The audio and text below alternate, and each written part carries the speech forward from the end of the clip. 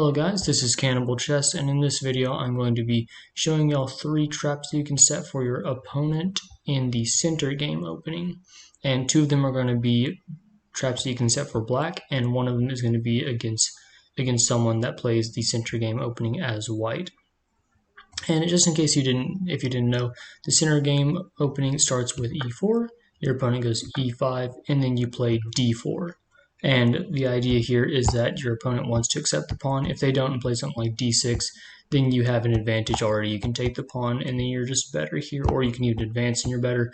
Most moves you're going to be better here as white. So your opponent is going to want to take the pawn in most situations. And so this first trap here starts after queen takes d4, knight c6, and then you bring your queen over to a4. So queen a4, and then here black will continue with something like knight developing to f6, just targeting this pawn, getting the pieces on the king side out, so then black can castle. And here white has this move knight to c3, and you are just hitting this square. You're also defending this pawn on e4, getting your pieces out as well.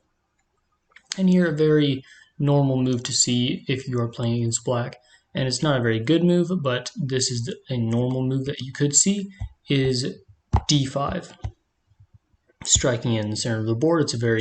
It's a very well-known concept in openings to strike in the center of the board.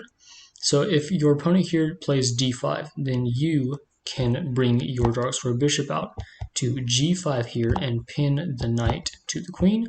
So you don't really have to take, because now if black takes, then they can't really take your knight or something like that, or queen even, because, well, no, they can take your queen. If you take with the knight, then they can't really take your knight, because then the queen would fall. So here, after black takes, then you can take with the knight, and then they can play something like this, and it looks pretty bad for white here because the knight's being pinned to the king. But there's also this nice move that comes in handy, and you can just simply castle here, and you're actually fine.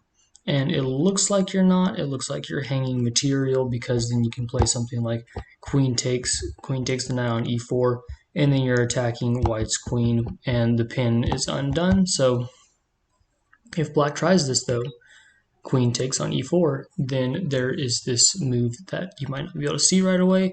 If you don't want me to spoil it, then you can take a few seconds to try and find it. But it is a pretty nasty idea for white here. And it is actually rook to d8 check. And what this does is this forces, well, I mean, it doesn't force, king can go here, but this is a worse move. Better is to take the rook, so it just forces black to take the rook. And after king takes rook, then now this knight is being pinned to the king, so the knight can no longer move, whereas it could before, now it can't. And here white can actually pick up the queen on e4 for free, and you're just basically winning here as white. The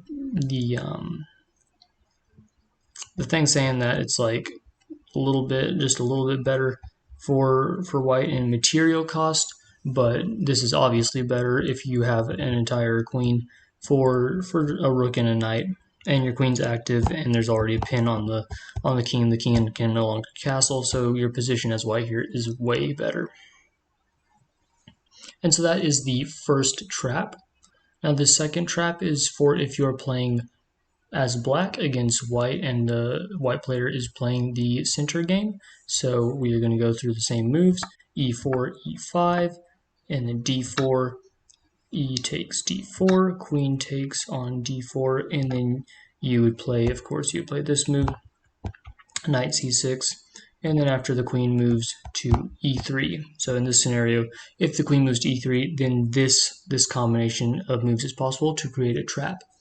And you just continue development by playing knight f6, hitting this pawn. And then if white continues with something, this is a very normal move to hit this weak f7 pawn. It's quite normal.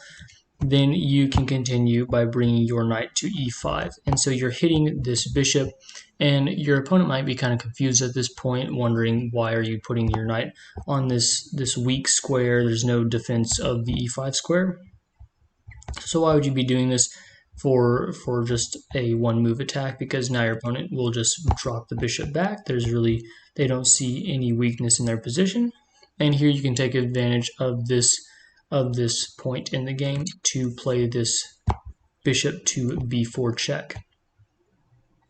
And they will also think this move is pretty odd. They'll probably just push the pawn because they're like, well, now the bishop just has to move back. And here there's actually I would consider it a brilliant move in this position where you can actually attack the queen.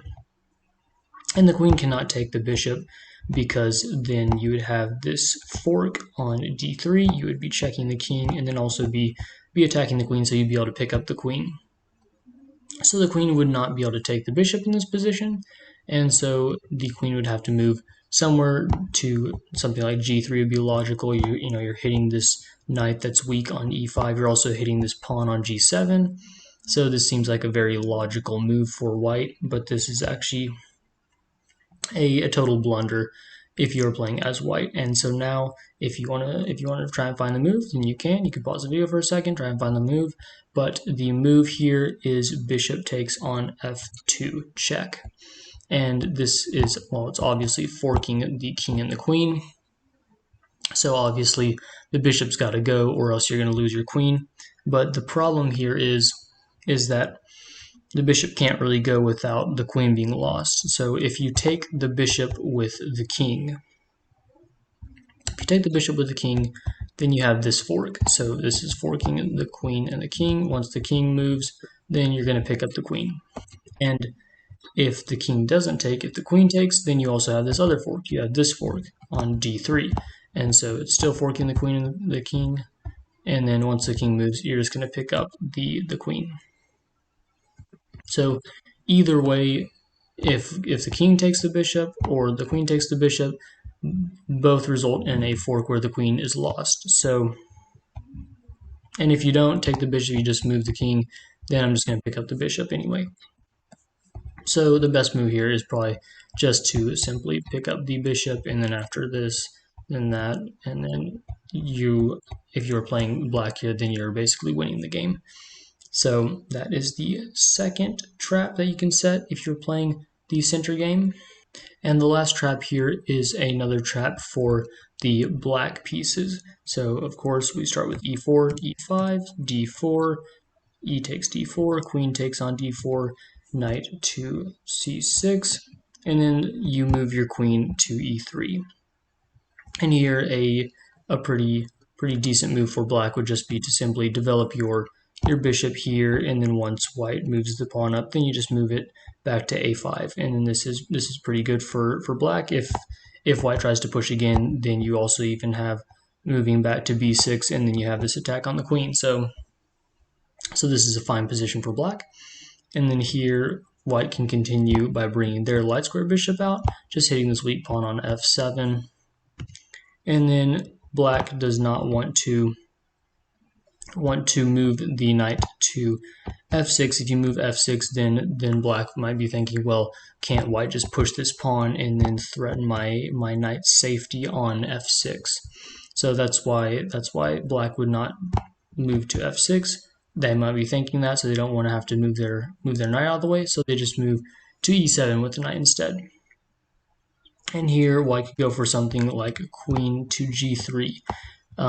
This is going after this pawn that's undefended on g7, and after black castles defending the pawn, then you now have a direct line to the king. But there's a few ways that you can go about this, and there are many ways that you can go about this incorrectly. So the correct way here to be attacking the king is you need to push this pawn to h4 to try and get at the king first. And the reason why this is, if you go directly for something like this, bishop to h6, just threatening checkmate, so you think that they have to move the pawn up and you get to take the rook. It's not actually the case, because after you move here, then they have this move knight to g6, and this blocks the queen. So now there's no threat of taking on g7, and now your bishop's even being attacked. So then it would have to move back. So instead of going after something like bishop to h6 immediately, you push h4, And your idea here is that you are expecting them to try and play this move knight to g6 at some point to block the range of the queen. So you're going to push your pawn up to h5 and defend this square so they can no longer put their knight on that square. And here, if they try and go ahead and block the square already, just being like, well, I'm going to set my knight on this square, and now you can't get at my king already, then you can just push the pawn. And once they move and that they attack this bishop, thinking something like, well, after the bishop moves, then I can try and create a defense on the king side, something like that. Then you actually have this move bishop to g5. And this is a very interesting move because it looks like it's hanging the bishop, but if they take the bishop, you take the queen, so you don't want to take the bishop. You also can't push f6 in this position because the pawn is being pinned to the king, so you can't push f6. And so there's only one square for the queen to escape to, and that is the e8 square. So once queen moves to e8, then you have this move bishop to f6, and now you are threatening checkmate in one again. And so black here has to open up this pawn. There's no other way of defending this. If they try and do something like, I don't know, if they try something like this, then that's just automatically terrible for black after pawn takes, and they can't take back with this pawn, so they'd have to take with this one. And then you're just creating an open file for the rook to come up and just checkmate you in a few moves. So you don't want to do that. So the best move, or one of the best moves, is to just push g6, but here there's actually a checkmate, I believe, in 5, and it starts with pawn takes on g6. And after knight takes, because you don't want to open up this file, because then rook to h8 would be checkmate. So you take with the knight, but then here you have this amazing queen sacrifice on g6, and the pawn here can still no longer take, so once pawn takes over here, then there's nothing else to do but checkmate the king on h8. And this was the last trap of the center game opening. I hope this video was informative for y'all. I hope y'all learned something from this video, and thanks for watching.